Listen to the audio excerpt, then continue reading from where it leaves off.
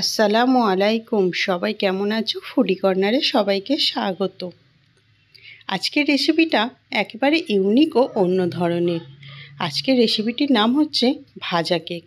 শুনতে কেমন, তাই না? Pastry cake, marble cake, chocolate cake আমরা কিন্তু প্রত্যেককেই খেয়ে থাকি। এইরকম একটা ভাজা কেকের রেসিপি তোমাদের সঙ্গে আজকে শেয়ার করব। চলে যাব মূল ভিডিওতে।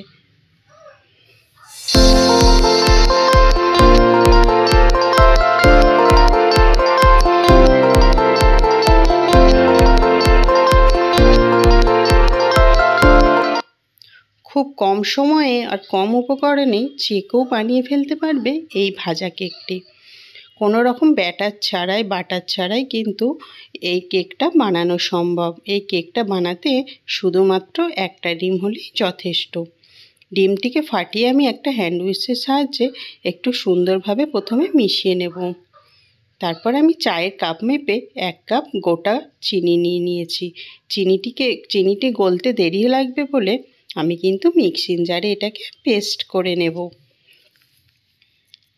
2 থেকে 3 মিনিট পেস্ট করা হয়ে গেছে। দেখো সুন্দরভাবে পেস্ট হয়ে গেছে। আর এই চিনির পাউডারটা আমি আস্তে আস্তে ডিমের সঙ্গে দিয়ে দিয়ে মেশাতে থাকবো।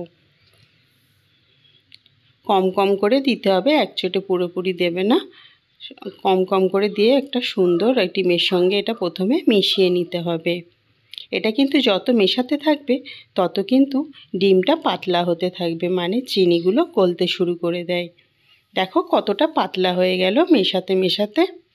ঠিক এই রকম যখন পাতলা হয়ে যাবে, পুরোপুরি গলে যাবে, তখন এর মধ্যে দিয়ে দেবো 1 কাপ চালের গুঁড়ো। হ্যাঁ বন্ধুরা, আজকের ভাজা কেকটা কিন্তু আমি চালের গুঁড়ি দিয়ে বানাবো, কোনো রকম আটা ময়দা ছাড়াই।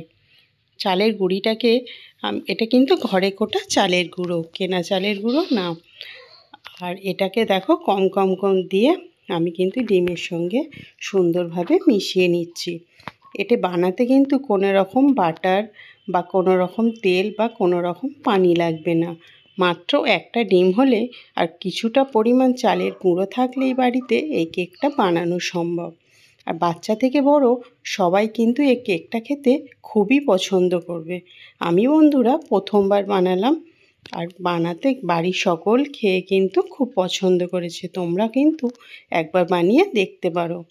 দিয়ে দিলাম পরিমাণ মতো নুন। মিষ্টিতে একটু নুন দিলে টেস্টটা কিন্তু অনেকটাই বেড়ে যায়। আর দিয়ে দিলাম 1/2 চামচের মতো বেকিং পাউডার। বেকিং সোডা কিন্তু বন্ধুরা দিতে যাবে না, এখানে কিন্তু বেকিং পাউডারটাই ব্যবহার করতে হবে। বেকিং পাউডারটা দিয়ে হ্যান্ড উইক্সটাকে তুলে আমি হাতের সাহায্যে খুব সুন্দরভাবে মাখিয়ে নেব।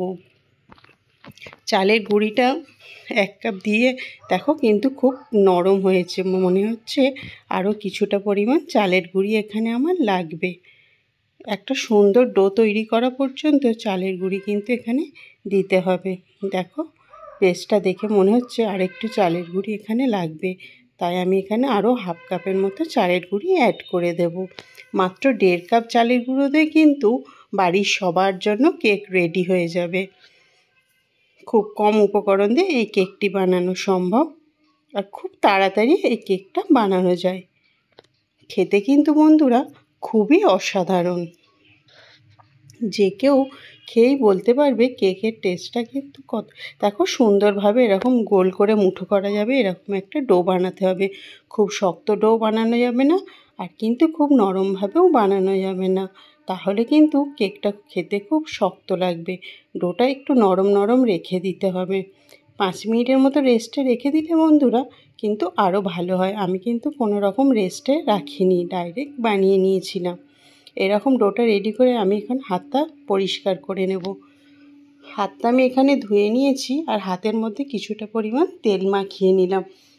দুটো হাতের তালুতেই কিন্তু আমি একটু তেল মিশিয়ে নিলাম, আর প্লেটটার মধ্যেও একটু তেল দিয়ে দিতে হবে, না হলে কিন্তু তোলার সময় এগুলো জড়িয়ে যেতে পারে।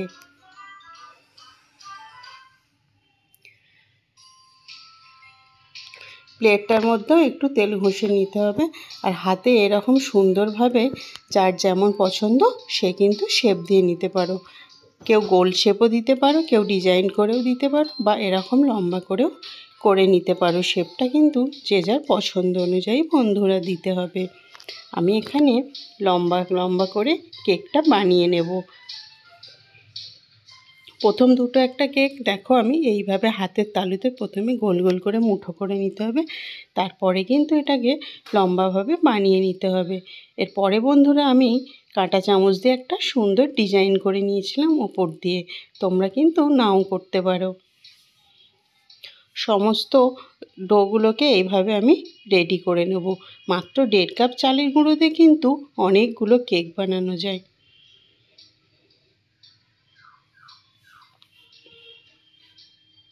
দেখো বন্ধুরা কতগুলো বানানো হয়েছে।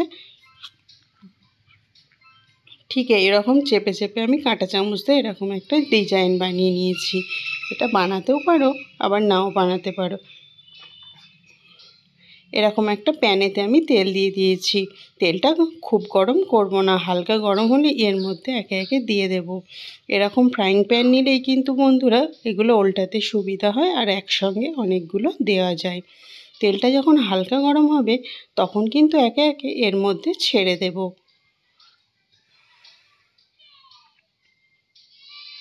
খুব বেশি কিন্তু তেলটা গরম করতে যাবে না, তাহলে কিন্তু একটা সাইড খুব তাড়াতাড়ি পুড়ে যাবে, লাল হয়ে যাবে আর ভিতরে কাঁচা রয়ে যাবে।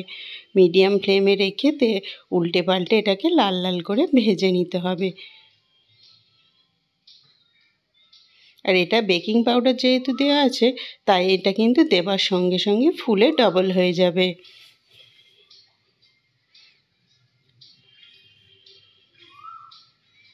এটা প্রথমে আমি উল্টাতে যাব না, যতক্ষণ না চারি সাইড দিয়ে একটু হালকা রং আসে ততক্ষণ এটাকে আমি ফ্রাই করতে থাকবো। তোমরা বন্ধুরা বাড়িতে কিন্তু অবশ্যই একবার ট্রাই করে দেখতে পারো। আর বাচ্চাদের টিফিনে কিন্তু এটা খুব মজাদার নাস্তা হিসাবে দিতে পারো। দেখো গাগুলো কিন্তু হালকা লাল লাল হতে শুরু করে দিয়েছে, তার মানে একটা সাইড লাল হয়ে যাচ্ছে। আর ফুলে কতটা ডবল হয়ে গেছে বন্ধুরা তা তোমরা দেখেই বুঝতে পারছো। দেখো একটা সাইড কিন্তু খুব সুন্দরভাবে ভাজা হয়ে গেছে। অপর সাইডটাও আমি এইভাবে লাল করে ভেজে নেব। এটা কিন্তু উল্টাতে হবে খুব সাবধানে, যেহেতু একটা পিঠ কাঁচা থাকে তাই ভেঙে যাবার ভয় থাকে। তাই একটা কাঁটা চামচের সাহায্যে খুব সাবধানে এটাকে উল্টে নিতে হবে। তাড়াহুড়ো করলে কিন্তু বন্ধুরা এটা ভেঙে যাবে। দেখো প্রতিটা কেক কিন্তু আমি উল্টে নিয়েছি সুন্দরভাবে। আর অপর পাশটাও এইভাবে লাল হয়ে গেলে এগুলো কিন্তু এবার তুলে নিতে হবে। সুন্দরভাবে লাল হওয়া পর্যন্ত আমি ওয়েট করতে থাকবো। দেখো অপর পিঠটাও কিন্তু সুন্দরভাবে লাল হয়ে গেছে। আমি এরকম কাঁটা চামচ আর একটা হাতার সাহায্যে খুব সাবধানতার করে তুলে নিলাম। দেখো দুটো সাইড কিন্তু সমান পরিমাণ লাল হয়ে গেছে। তোমরা বন্ধুরা আজকের ভিডিওটা কেমন লেগেছে আমাকে কিন্তু অবশ্যই কমেন্ট বক্সে জানিও। আর তোমরা লাইক সাবস্ক্রাইব করতে কিন্তু বন্ধুরা ভুলো না, তাহলে নতুন নতুন ভিডিও তৈরি করতে আমারও অনেক ভালো লাগে। প্রতিটা আমি এইভাবে তুলে নেব। আর অপর যেগুলো আছে সেগুলো আমি এই তেলের মধ্যে আবারও দিয়ে দেব। এইভাবে সবগুলো কেক আমি বানিয়ে নেব।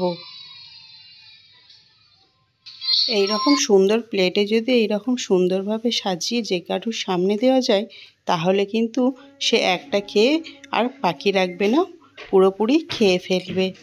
খুব সুন্দর একটা রেসিপি বন্ধু তোমাদের সঙ্গে আজকে শেয়ার করলাম।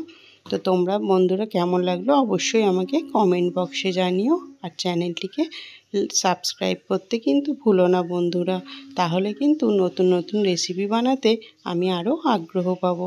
দেখো কতটা নরম আর সফট হয়েছে, হাতে দেওয়া মাত্রই কিন্তু ভেঙে যাচ্ছে, কোনো রকম জোর দিতে লাগে না। তো বন্ধুরা আজকের ভিডিওটা এই পর্যন্ত। আল্লাহ হাফেজ।